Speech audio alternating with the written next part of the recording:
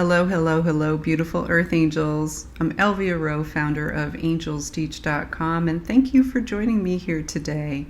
This is our video messages from the angels for the month of May 2019. You may have heard me share in the Wheel of the Year video I released in January that May looks like it's going to have some disruption that comes along with it, a little bump in the road, as it were. And not to worry, because it does resolve later in the year. June, things start to ease up pretty quickly. But we are about to encounter some kind of a little change, a shift, and it's all good. You know, our world does need to have some shifts and changes. So this month's Messages from the Angels is designed to help you through that little bump in the road, as it were. And we're doing things a little differently by using two different tools here. This is great. Like if you pick a card and you're not clear with the messages, a lot of times you can pick another card to get clarity around what the message is. I also like to mix up the media. So today I'm going to be using a book, one of my favorites, Rise, Sister, Rise by Rebecca Campbell, and The Goddess Power Oracle by Colette Baron-Reid. So I'm going to combine these two powerhouses and come up with our readings for this month. So what I invite you to do is to choose a number 1, 2, or 3. Which number has the message for you? Is it number 1, number 2, or number 3? I'm going to start by choosing a passage as guided by the angels from this beautiful book, and then choose a card to solidify, drive that message home for you. So for those of you who chose number 1, this is your passage.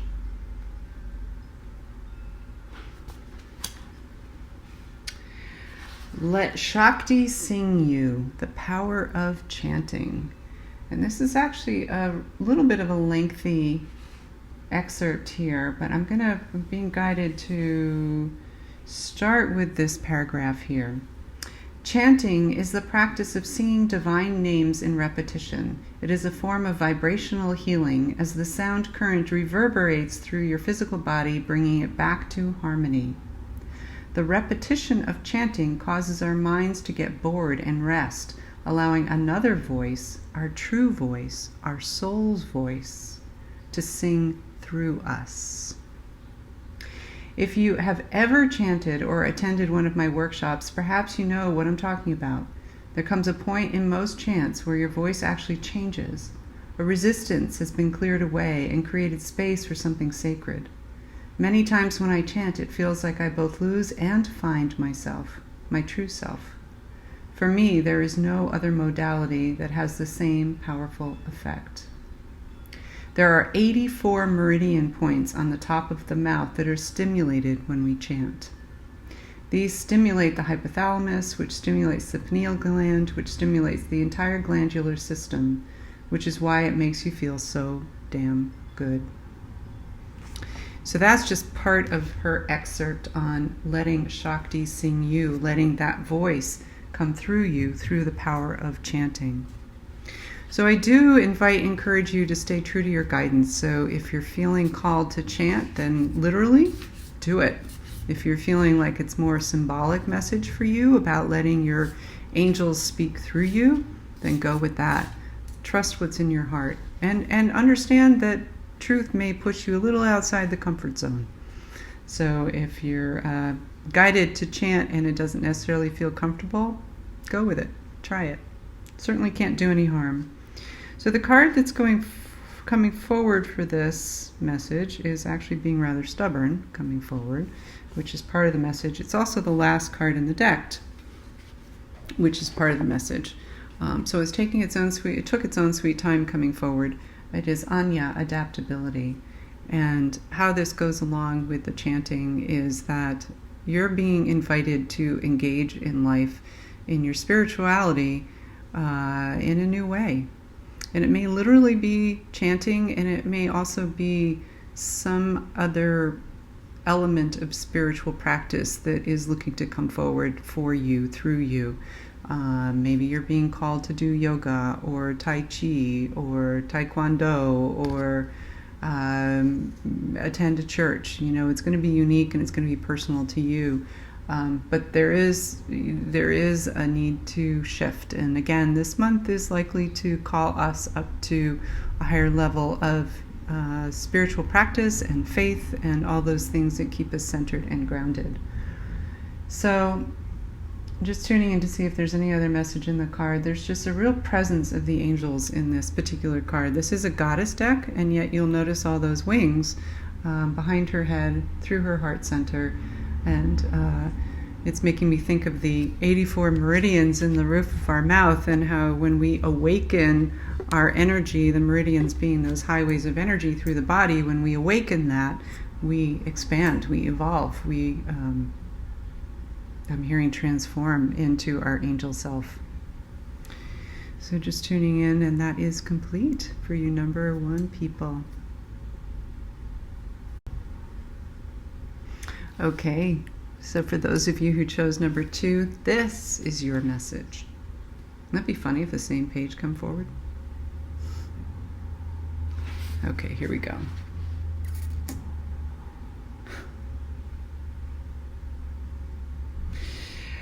While she was just one girl, her voice was carried by many, many, many, many, many, many. Set your soul's voice free.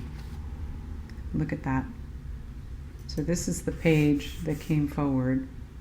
And on the opposite page, which is part of the message, is set your soul's voice free. Now is the time to release your voice. Speak your truth. Be you.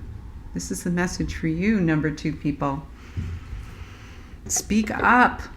We want to hear you. We want to hear from you. In fact, if you chose number 2, say something in the comments below. We want to know. We want to know who you are. We want to hear from you because you have a lot to say. So the card that comes forward for you is... These cards are a little bit slippery. Assurance. Danu. Look at that. Matches my nails. So interesting, because her eyes are sort of this zombie-like kind of eye. And what I'm hearing is that, as you know, you speaking your truth is like planting a seed, and it's planting the seed for you to grow into this big, beautiful goddess. This, I'm seeing an acorn transform into a huge, enormous oak tree, and by speaking your truth, you're planting that. The seed's already been planted, but you're nourishing that seed, and it sprouts, and it becomes this growth that it's your job to take care of so that it can become that big thing. And assurance does apply here. So you're protected, you're safe. It's good for you to speak your truth, to come into your own, and to embrace the beautiful goddess or God that you are, the divinity that you are. And I do keep hearing to remind you it's safe. You can do this. I know you can. Okay, and lastly, for you number 3 people,